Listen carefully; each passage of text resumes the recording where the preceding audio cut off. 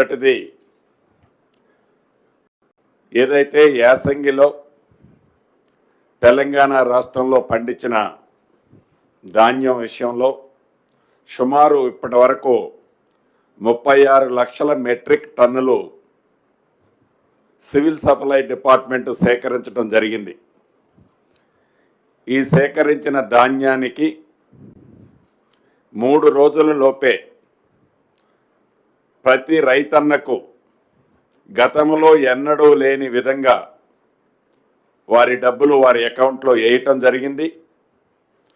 అంతేకాదు అన్న ప్రకారం ఇవ్వటమే కాకుండా ఎక్కడైతే పంట దేశంలో ఏ స్టేట్ గవర్నమెంట్ కూడా ఈ సివిల్ సప్లై ద్వారా ఇంత అడ్వాన్స్గా ధాన్యాన్ని సేకరించిన సందర్భం లేదు.